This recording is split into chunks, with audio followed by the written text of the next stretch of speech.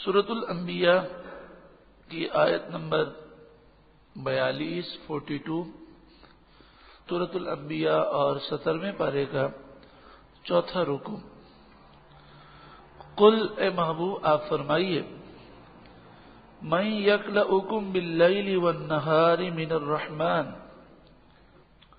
کون ہے جو تمہاری نگہبانی کرے رات اور دن رحمان سے، یعنی رحمان عز و جل کے غضب سے تمہیں کون بچا سکتا ہے؟ بل ہم عن ذکر ربہم معرضون، بلکہ وہ اپنے رب کی یاد سے منہ موڑتے ہیں۔ ام لہم آلہہ، کیا ان کے کچھ ایسے خدا ہیں تمنعوہم من دوننا، جو ان کو ہمارے عذاب سے بچا سکے؟ لا یستطیعون نصر انفسہم، وہ تو خود اپنی جانوں کو نہیں بچا سکتے۔ ولا ہم منا یصحبون، اور نہ ہی ان جھوٹے خداؤں کی ہم سے کوئی یاری ہے، یہ ہمارے دوست بھی نہیں ہیں، کیونکہ یہ تو بے جان پتھر ہیں، ان کا ہم سے کوئی تعلق نہیں ہے۔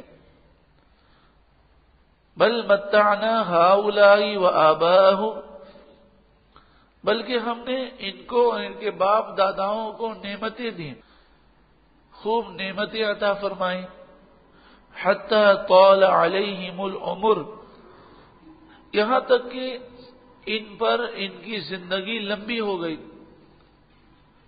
جب زندگی لمبی ہوئی، نعمتیں ملی، تو یہ غفلت میں پڑ گئے اور انہوں نے ایسی باتیں کہیں۔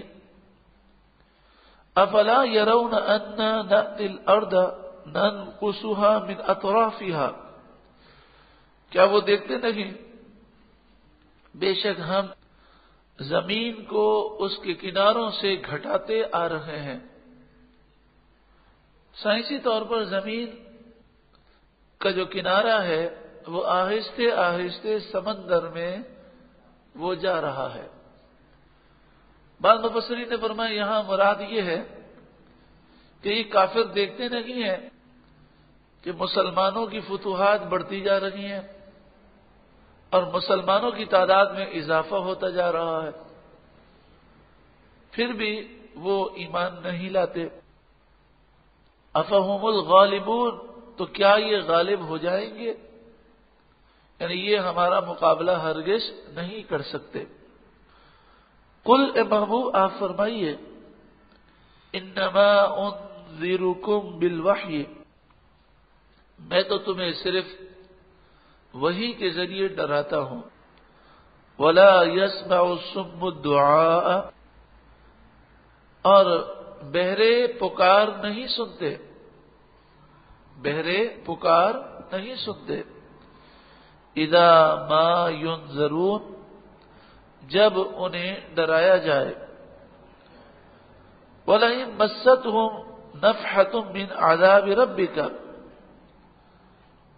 یہ کافر اور گناہگار بار بار کہتے ہیں عذاب کب آئے گا، اپنے رب سے بولو عذاب بھیج دے۔ عذاب تو بڑی بات ہے، اگر تیرے رب کے عذاب کی ہوا بھی انہیں چھو جائے، عذاب تو بڑی بات ہے، عذاب کی ہوا بھی انہیں لگ جائے تو ان کے ہوش ٹھکانے آ جائیں۔ اللہ رب العالمین کا عذاب بڑا ہی شدید ہے۔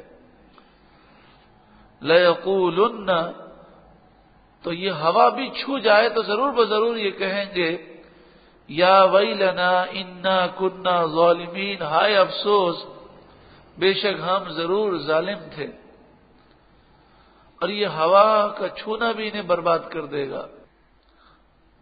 اتنی رگیں ہیں جسم کے اندر بے حساب، ایک رگ پکڑ لی جائے تو ہوش ٹھکانے آ جائے، ذرا سی تکلیف آتی ہے تو انسان پریشان ہو جاتا ہے، روزانہ نیند آتی ہے، ایک دن 2 دن کے لیے نیند چلی جائے تو اس کا دماغ کام کرنا چھوڑ دیتا ہے، ساری ہوشیاری اور عقل مندی ایک طرف رہ جاتی ہے۔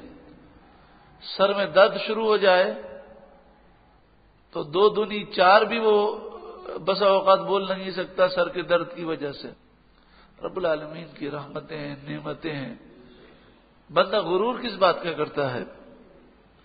وَنَضَعُ الْمَوَازِينَ الْقِسْطَ،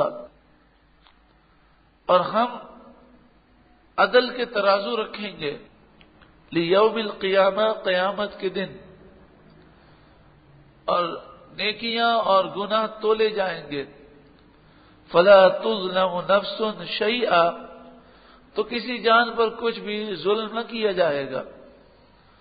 وَإِن كَانَ مِثْقَالَ حَبَّةٍ مِّنْ خَرْدَلٍ، اگر کوئی چیز رائے کے دانے کے برابر بھی ہوگی، أَتَيْنَا بِهَا، ہم اسے لے کر آئیں گے۔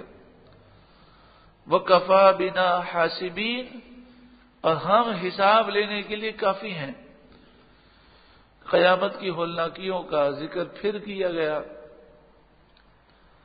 اللہ تعالی ہمارے دلوں کی سختی دور کر دے اور ہمیں قیامت کی تیاری کی توفیق عطا فرمائے۔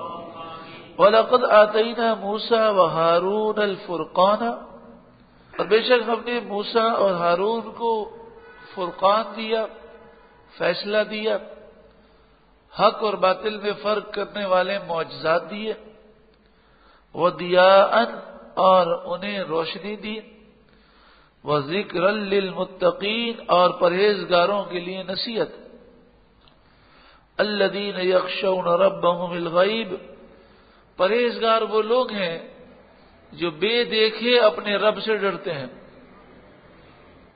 کہا جائے کہ جھوٹ بولنے سے روزی میں تنگی ہوتی ہے، فلاں گناہ کرنے سے بیماریاں آتی ہیں،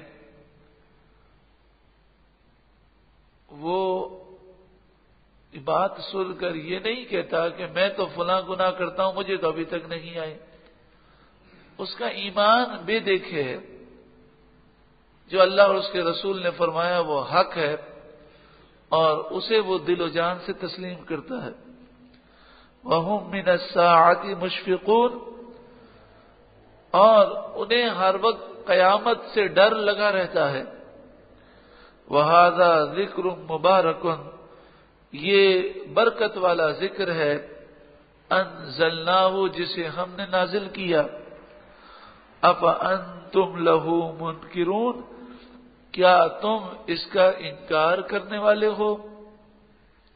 کیا تم اس قرآن کو نہیں مانتے؟ اللہ رب العالمین ہمیں بھی متقی بنائے۔